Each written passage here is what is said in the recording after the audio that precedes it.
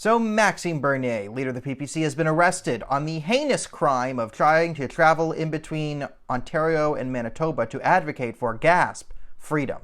I guess the gasp comes after. Either way, very shocking and horrifying stuff to advocate for freedom. Glad he's dead. In fact, Maxime Bernier is not dead. He's been released from prison. So what does this mean? And I've been trying to think of a take to give that is in some way productive or new.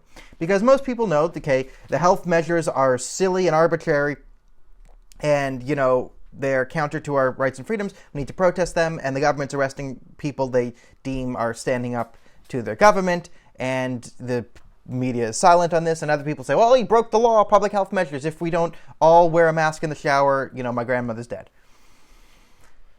But there's a lot more to this than we originally think. Like, day one, you know, it's the rest. He has a couple solid one-liners. Good job on that. As someone who likes reading fantasy novels, like, good job being the protagonist in a novel, Maxime. Like, my weapons are my words. Anything dangerous to me, only my ideology. Solid lines that can get repeated. So, you know, the showman in me likes that.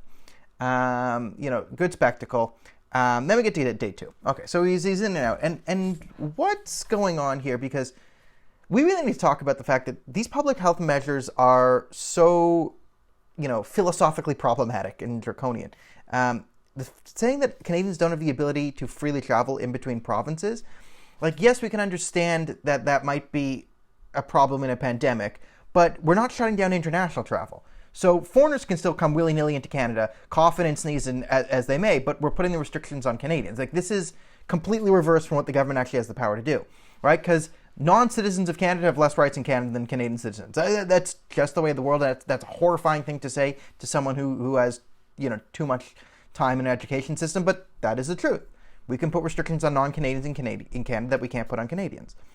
So to have this thing where, like, we're shutting down, and the RCMP now and the OPP can question people for their travel in between provinces, like, you're Canadian citizens. What if you own property on both sides of the border? Like, there are reasons you can go. Now, the other thing is they arrested him because I guess they were assuming he was planning on not quarantining, but they knew because he was Maxime Bernier that he was going to go to a protest and not follow the laws. Like, okay, that's a little bit Minority Report. Like, I get the logic sound, like Maxime Bernier probably wasn't going to quarantine, but, you know, to arrest him, it means you probably were doing some sort of, you know, precognitive, pre-trial, like, you were predicting a crime. You didn't catch him in the midst of one, which is another problem entirely. And then it gets to the thinking of, okay, if this is what the RCMP is doing, right, and these public health measures clearly have no constitutional basis. Every time they go to court, they get thrown out. To say that I, as an Ontarian, can't go into Quebec and a Quebecer can't travel to Manitoba, it's beyond obscene. And we're all sort of going with it now because, you know, we're all Canadians and passive and whatnot. But the other part of this is, okay, you got to look into it, and they clearly knew Maxime Bernier was coming. He's Maxime Bernier. He's not, you know, the most famous political figure in all the world, but enough that people would have known, right? And in order to justify his arrest, they would have had to say, we know he's Maxime Bernier, therefore we assume he's going to break the law to go over here. Now, for everyone who's screaming, but he broke the law. Like, remember, okay, if Maxime Bernier broke the law and therefore he should be arrested, remember how George Floyd tried to pass a $20 counterfeit bill, breaking the law, being high, breaking the law, and then resisting arrest, which is breaking the law? But just because people are breaking said laws, we can see the context and decide that, you know what, sometimes there's a right thing to do and a wrong thing to do, and that goes higher than the law. But getting back to the Maxime Bernier thing, okay, so we have him. They're predicting he's going to break the law. They arrest him, knowing he's already somewhat of a public figure. The way I interpret this is the RCMP having the confidence to officially say, we are the police arm of the Liberal Party. And we've known this kind of implicitly for a while. There have been investigations to Liberal Party members that have just not been taken up. Like, hey, what about those land deals with Raj Gurwal and Navdeep Bains? Are we going to look into that anytime soon? So we've known that the RCMP has been pushing the political agenda of Justin Trudeau for a long time. This is nothing new that I'm saying, that the RCMP is sort of bending to the will of the current federal government.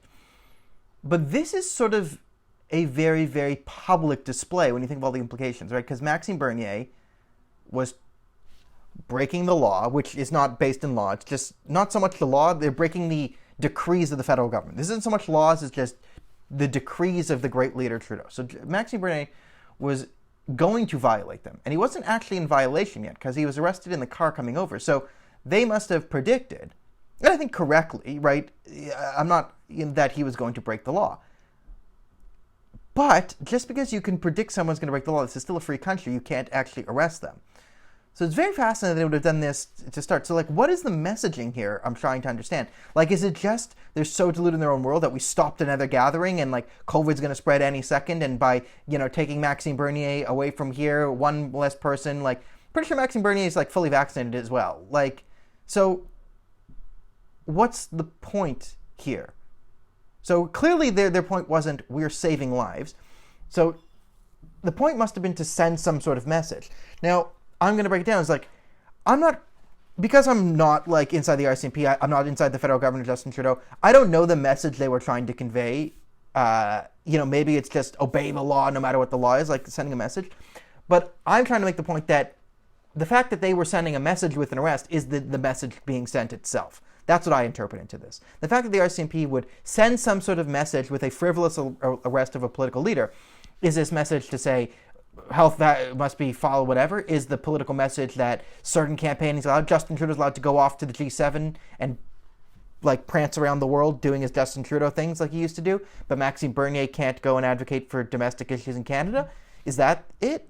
Or is it just a display of power? Either way, I think the message is the message. The fact that the RCMP is now willing to send messages, at least quasi, on behalf of the federal government, I think that's the real news here, if I interpret this correctly. It's, yes, Maxime Bernier got arrested, and yes, Maxime Bernier, and yes, the PPC, but I think the wider message here is the RCMP is now sending messages on behalf of some sort of establishment, and that's not really what they're supposed to do. They're supposed to be fighting crime, not involved in politics, but 2021, what a wonderful world we live in. So thank you so much to everyone who supports the show. Click, like, subscribe, donate to the Patreon, follow on InstaFace, my face, your face. Get a tattoo of my face onto your face to let everyone know that you are very emotionally stable in the things you do.